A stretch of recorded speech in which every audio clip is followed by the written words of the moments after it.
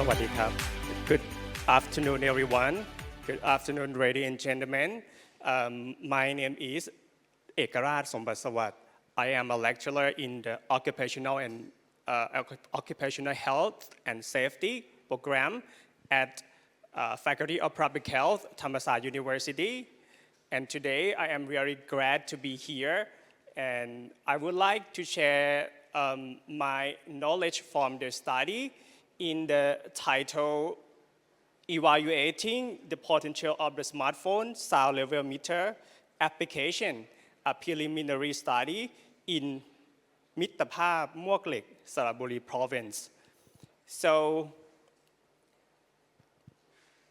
nowadays we are knowing the industry in Thailand is growing, expanding with the extent the area to nearby the community, and the community will export a lot of noise.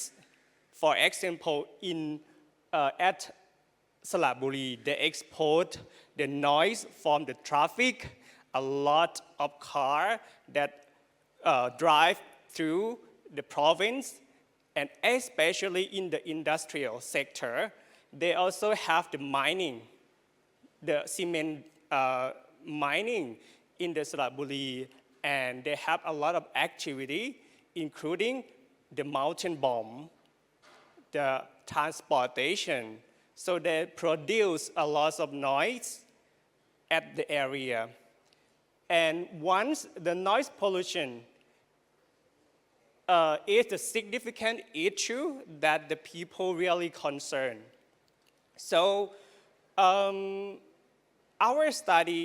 that's why our study will focus on the community noise assessment.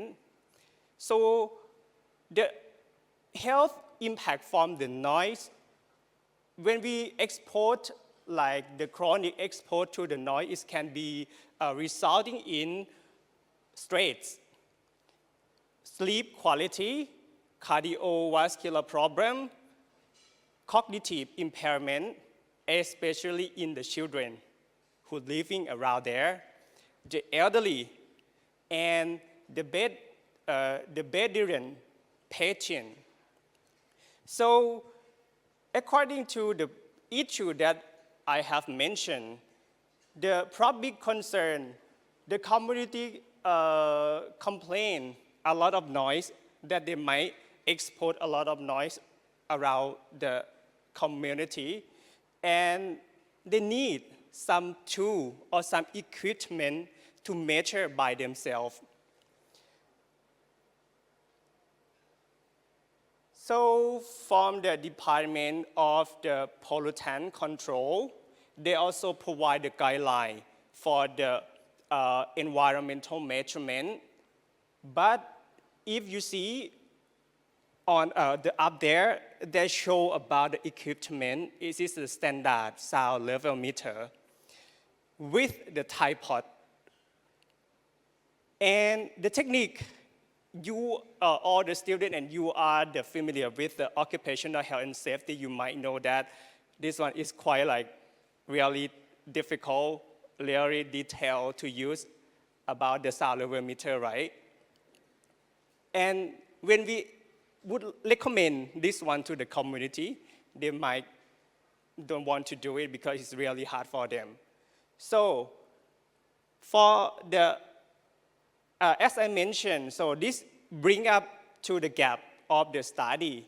So the price of the sound level meter is quite expensive, and the training is needed. So after I have literature reviews, I found a lot of application for sound level meter. You can go and download now.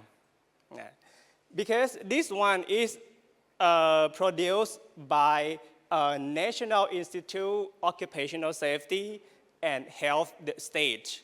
So they produce and they develop as a research. They do an experiment in the laboratory. It's called NIARCH SLM. They use, if you see on that one, that picture, you might see the microphone, the external microphone with the windscreen, same as the standard one. And another one is the mobile application is the Decibel X and sound meter. You can download and measure my noise. Is it annoy your emotion or not now? Or you can use with your couple, your friends, and at home or something like that. So for this one, the application is quite reliable and valuable for the research. So, and that's why I bring it up in the one equipment to my study. So for the research, they compare the mobile application, NIOSH, SLM, Decibel X, and the sound meter. And they found that the difference in sound measurement among three mobile applications were not significant difference. So this one, I will bring it to taste in the study. It's come up with the study objective. This study aimed to evaluate the accuracy of the smartphone application when compared to the standard one, the traditional sound level meter, to see the validity and feasibility. So if you see on this one, the methodology of the study is a comparative approach. The first one, I will select the standard measurement. The professional one is No 1440 sound level meter as a baseline of accuracy. Compared to the smartphone application, those of three applications, NIOSH, SML, Decibel X, sound meter with the tripod. And the previous study, they control about the brand and about the model of the smartphone. They just select only iPhone. Yes, and they select just only iPhone 7. But in this study, I just really went to the community. They might have the iPhone. They might have like the Android, many brands of Android. So that's why this study also include quality of the brand and the models.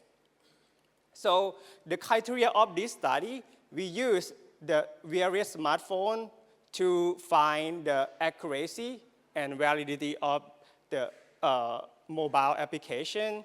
And another one, we use the criteria from the World Health Organization to set about the time measurement.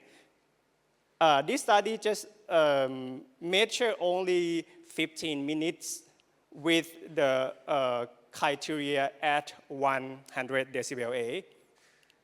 For the technique, we just use the technique from the pollutant control department.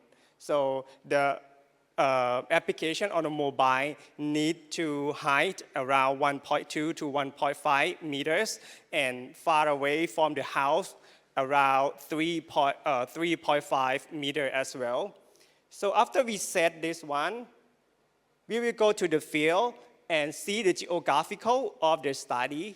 So according to the graphic, if you see on that one, so it includes three areas. The first one, the second one, and the third one are complaints from the community population because these villages, they live around the activity of the factory. They might export a lot of noise. And then in each village, I measure for 3 points with 4 samples. Therefore, the total number of the sample size was 32 samples. And after that, I try to make a simple formula for the people in the community they can calculate by themselves. I use the mean difference of the standard SML to find just only the difference between standard one and the mobile application. So this is the result after I measure in the field. If you see on the graph, you might see the first, the dark blue is show the minimum of the value. For the light blue is the maximum of the value. For the first two tank is show the result from the standard SLM, and another three kind is show the result from the mobile application. So you might see the line, the red line is show. I try to compare for the result from the mobile application with the standard one. You see that? The mobile application, the result is higher than the standard one when we compare. So what happened? What does it mean? So I try to use the statistic to analyze and try to find the difference between the standard one and the application, and I found that the result not significant difference. So even you see the average of the value in each one, so it's kind of different, but it's not not statistical difference. So, and I use the formulation to calculate, and I found that if you use the NIOSH SLM, you have to minus around 6.29. If you use a decibel X, you have to minus the result at 4.3. And the last one, the sound meter, if you use this one, you might minus 3.38 decibel A.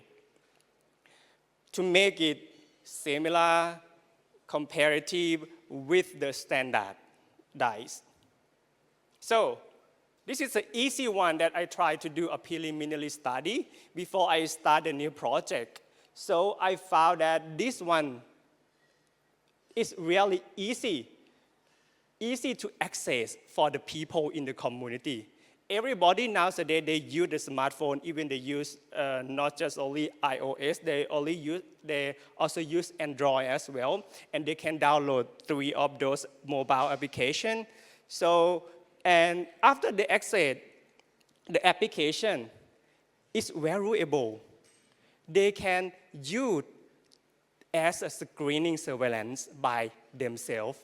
When we're feeling that the noise is so annoying or the noise is so impactful for the health, they might use this application to measure and screening before they ask to the government or the industrial sector to come and measure by using the standardized. And this one is really the impact. Because our public health, we are really concerned about the prevention, right? And in this case, also have the limitation as well. So because of the variability across of the smartphone band, so it make the value is quite, the finding is quite variety of the result. And the length of the external calibration microphone, if you see the picture, the standard one, they also have the microphone and the windscreen, right? But in our smartphone, I didn't use it because according to my objective, I would like to apply this one to the community because they didn't have enough money to buy the external microphone. It's around 100 US dollars or around 3,000 baht. So, and the last one, the sample size is quite small, so it cannot generalize for the people. So, and the smartphone, I think this one is really important to the people that they can use. And this one, this is only first phase. So, and now I am doing the second phase to make more validity and reliability. So if you're interested, you can download and learn more information from my study, even contact me or see many publications online. Okay, this is all for my study and all the information for me. Thank you for your attention. ขอบคุณครับ